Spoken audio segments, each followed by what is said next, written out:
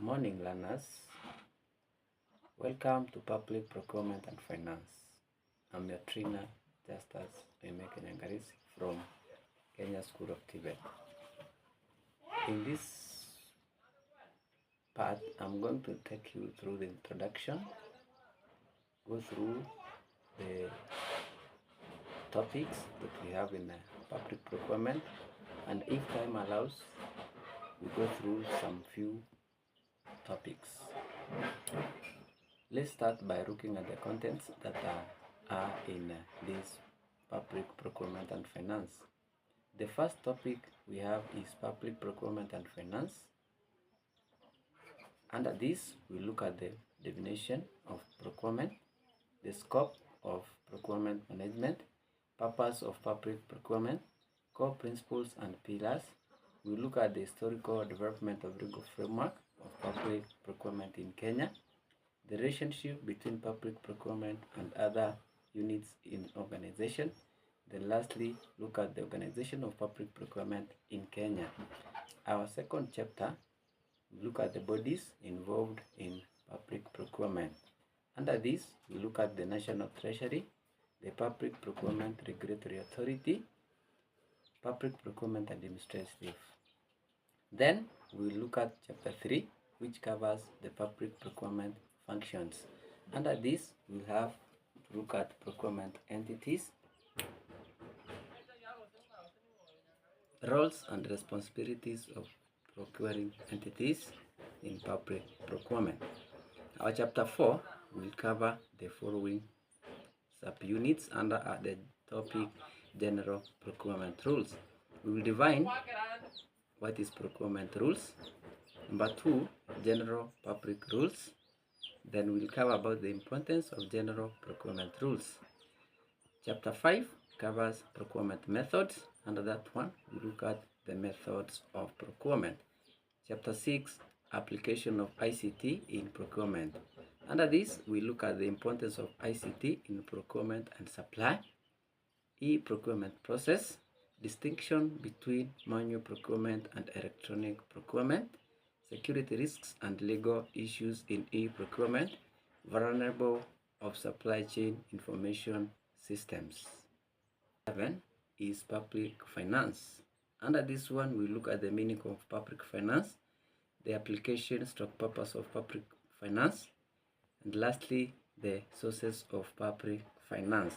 Topic 8 will cover administration control of public expenditure. Under that one, we have the full subtopics, meaning of administration and control, control of public expenditure, control of public expenditure by the parliament, role of the National Assembly in public management, exchequer, system of control, the Auditor General, and lastly, the role of Auditor General in Kenya. And that brings us to the topics, to the end of the topics. Now, without wasting our time, let's dwell into our first topic, which is introduction to public procurement and finance. Learners, what is public procurement? Public procurement describes the process of buying, learning the need, locating and selecting suppliers, negotiating prices and other pertinent terms. It entails the following activities. Number 1, the purchase of needs identification. Number 2, identification of potential suppliers. Number 3, the selection of suppliers, market research for important materials, analysis of proposal. Then we have the issuance of purchase orders, administration of contracts and resolution of related problems. Lastly, maintenance of procurement needs. What is procurement? In a broader term, it includes procurement, stores, traffic, receiving, information, inspection, and salvage. Procurement are used interchangeably. This is, however, somewhat imprecise. Procurement processes it includes in traditional role. Number 1, developing material and service requirements. Number 2, material search and value. Number 3, excessive market research. Number 4, conduct of all procurement functions. Public procurement occurs when public entities use public resources to buy goods, construction works, or services. It ranges from routine items, e.g. we have stationery, temporary staff, furniture, or printed forms, to complex spend areas, e.g. construction, private initiative, projects, aircraft, etc. Public procurement refers to the agreement of activity of procurement the goods and services need to perform the functions. According to Odhiambo Kamau, 2003, public procurement is broadly defined as procurement hiring. Public procurement is concerned with how public sector organization spends taxpayers' money on goods and services. That is according to Hall 2009. That brings us to the next subtopic, which is the scope of procurement. Public procurement has its origin in the judiciary obligation of the government administration to deliver goods and infrastructure. For example, roads and harbors and services. We have health, education, etc. Public procurement is also defined as the process whereby public sector organizations acquire goods, services, and works from third parties. It includes procurement that supports the work of government from the range or the routine, e.g. stationary, temporary, as we mentioned earlier. Public procurement provides a comprehensive analysis of legal and policy frameworks that undermine or underpin the regulation of public and utilities. The importance of such a frameworks is paramount, not only for the success function of the common market, but mostly to the conceptual direction. Public entities include companies owned by the government, companies carrying functions on behalf of the government or on their own, institutions that the government controls. Public procurement occurs when public organizations use public resources to buy goods and services, such as hiring or obtaining by the contractual means. The scope and jurisdiction of the public procurement and assets disposal and control manual includes the following. Number 1, the institutional arrangements for carrying public procurement. Number 2, procurement planning is the relationship to sound budget preparing and execution. The procurement of goods. Number 3, administration of complete procurement cycle. The administration of the complete procurement cycle. The administration of procurement contracts. Then we have the disposal of the unused items. Then the warehousing. And lastly, we have the contract management. What is the purpose of public procurement? Number 1, to ensure public organizations get value for their money. Number 2, enhance transparency and accountability. Number 3, ensure efficiency and effectiveness, promote competition. Next, it promotes integrity and fairness of procurement procedures. It restores public confidence. It builds trust, public trust.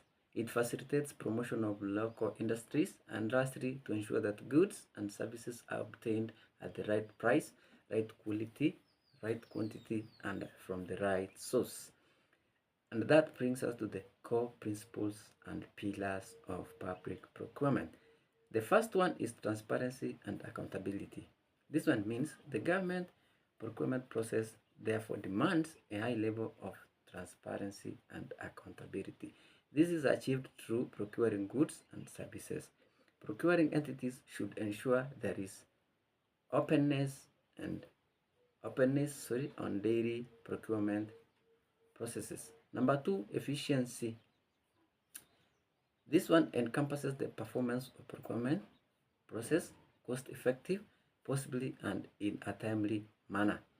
Next principle is consistency. The application of procurement process should be the same across all procuring entities. Next, we have open and effective competition. In this provision, for example, all parties must be given equal opportunities. Is ethics and fair dealing. Under this one, the Public Officers and Ethics Act, the Public Office under the Ethics Act 203, it is an offense for those employed by the contracting authorities in their official capacity to act or to accept a gift in consideration of awarding a tender. Next is integration with other policies. The long-term public procurement policy should pay due regard to the government policies. We have the next one, which is legal framework. Currently, it includes the Public Procurement Asset and Disposal Act 2015. Under this one, suppliers or practitioners and national case law, the legal framework must in the term address the key areas. Next, we have outsourcing. Procuring entities may use the service of public or private procuring entities or agents who may advise them to do so. Next, we have green procurement. This one is the purchase of products and services that they are environmentally friendly. Next, let us look at the historical development of legal framework of public procurement in Kenya. Kenya was a colony, we all know, under the British. The economy was arranged to serve the colonial masters, where Kenyans are covered. Number 1, we had the crown agents. This one handled purchases on behalf of the government in the overseas. Next, we had what we call Central Tender Committee, CTB. This was established in 1955 through the Treasury Circular. The CTB was to handle all government tenders. At 1959, there was well-defined procurement system. The Procurement and Supplies Unit existed for the entire government until the Ministry of Public Works. The Treasury provided a vote for each ministry. In 1960, the Procurement and Supplies Unit was converted to Supplies Branch, which exists to date, but with much reduced mandate. Financial regulations were based by the Treasury for the purpose of providing common user service. Inspection of Materials and Central Tender Board was established and were responsible for the procurement and award, and they had 3 sections, namely the local, the overseas, and the country which contracts. The chief storekeeper was appointed the chairman, and the members were drawn from various ministries. All government departments were to obtain their common user supplies from Supplies Branch. We have the post-independence. Kenya attained independence from the British colonial in 1963. And like all other structures, suppliers service continued as they were during the pre-independency period, whereby crown agents organized the procurement for the governments. We have the era of the World Bank, which we'll look at when we meet in the next lesson. Thank you for your time, and I wish you all the best as you try to navigate through this course.